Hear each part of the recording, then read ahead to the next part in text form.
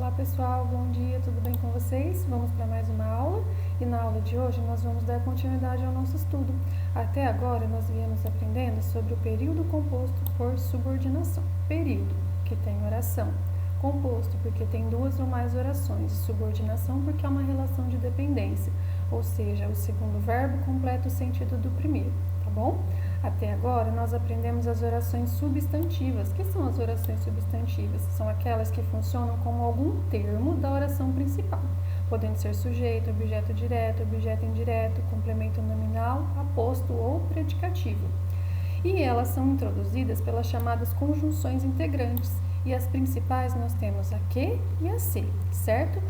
Nós aprendemos também os pronomes relativos, que são aquelas palavrinhas o que, o quem, o onde, o em que, o cujo e o quanto, que estabelecem uma relação de sentido, porque substituem um termo. E a relação de sentido pode ser relação de coisa, pessoa, lugar, posse, certo? Então, o que eu quero que vocês tenham? Cuidado, porque vocês vão encontrar a palavra que muitas vezes, e essa palavra, na oração que nós vamos aprender agora, ela não é uma conjunção integrante, ela não liga as orações, ela vai substituir um termo para evitar a repetição, por isso nós chamamos de pronome relativo. Se vocês tiverem dúvidas se se trata de uma conjunção integrante, se o exercício for um pouco mais complexo e tiver misturado as orações substantivas com as orações adjetivas, vocês vão tentar trocar o que por o qual. Se mantiver o sentido, vai se tratar de um pronome relativo, e aí nós estaremos diante de uma oração adjetiva, que é muito simples, então vamos começar a conhecê-las. As orações adjetivas são apenas de dois tipos, ou elas são restritivas, tá? Ou elas serão explicativas. Vamos entender a diferença. Aqui no primeiro exemplo, na primeira frase, eu tenho um período simples, porque eu só tenho apenas um verbo, passou. E eu estou falando de um aluno, só que esse aluno tem uma característica, ele é estudioso. Então, o aluno estudioso passou no vestibular. Agora, eu vou transformar essa minha informação, esse meu adjetivo em oração. Como eu faço isso? Eu acrescento um verbo e um pronome, certo? E aí, se eu quiser falar que apenas o aluno estudioso passou no vestibular, os outros não, eu não separo por vírgula, e aí eu tenho uma ideia de restrição.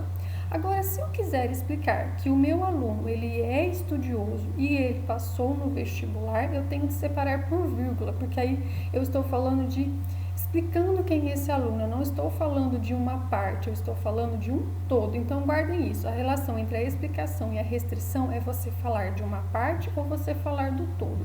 Se você falar somente da parte, a relação é de restrição, e aí é sem vírgula. Se você falar do todo, se você for explicar, aí tem que vir separados por vírgula, certo? Então, o que nós aprendemos? Então, as adjetivas restritivas referem-se a algo específico e não apresentam sinal de pontuação. E se forem retiradas, olha, então muita atenção, se elas forem retiradas do enunciado, ele fica sem sentido, porque aqui, se eu tivesse tirado o aluno que é estudioso passou no vestibular, eu não estaria me referindo a alguém específico, tá? Então, eu teria uma outra informação, uma informação diferente. Quando eu tiro a oração que é uma explicação, eu não estou me referindo a alguém específico, o enunciado não perde o sentido, por isso ele vem separados por vírgula, tá? Enquanto as adjetivas explicativas referem-se ao todo e são separadas por vírgulas da oração principal e podem ser retiradas sem que o sentido fique prejudicado. Então, por que é importante vocês estudarem as relações de restrição e explicação? Para melhorar a interpretação textual de vocês e a pontuação. Porque nós aprendemos que quando nós estamos falando de uma parte, tá? Nós vamos ter que deixar sem vírgula. Se nós estivermos falando de um todo, dando uma explicação, nós vamos separar por vírgulas, porque aí a ideia é de explicação, certo? Então, vocês têm os exercícios para serem feitos, tá? Então, nós temos aqui, aprendemos que o período pode ser simples ou composto. Sabendo disso, substitua o adjetivo destacado pela oração subordinada adjetiva correspondente. Então, nós temos aqui um adjetivo e vocês vão transformar esse adjetivo em oração, tá? Introduzindo por um pronome relativo, que pode substituir ideia de coisa ou pessoa, porque se trata do pronome que, tá? Depois, no número 2, vocês têm aqui, os períodos compostos são formados por duas orações, a principal e a subordinada, ou a coordenada. Então, nós já aprendemos tanto a relação de coordenação quanto de subordinação, eu fiz uma afirmação. A tarefa de vocês agora será identificar a oração principal e a subordinada adjetiva. Guardem isso, a subordinada adjetiva vem introduzida pelo pronome relativo. E quais são os pronomes relativos? Que, qual, onde, em que ou cujo. Certo? E o quanto, desde que venham escritas as palavras tudo ou tanto antes dele. Então, eu tenho um exemplo. Aceitei as sugestões que você fez. Aceitei as sugestões. Primeira informação. Não falei de qualquer sugestão, falei somente das que ele fez. Então, eu especifiquei, eu restringi. E aí, a minha oração adjetiva veio iniciada pelo pronome relativo que, tá bom? É isso que vocês têm de fazer, separar as orações. Depois, na 3, vocês vão observar as sentenças destacadas abaixo e classificá-las em restritivas ou explicativas, certo? Então, guardem a ideia. Restritivas, eu falo de algo específico. Explicativa, eu falo do todo, eu dou uma explicação. Na restritiva, eu não tenho vírgula. Na explicativa, eu separo por vírgula.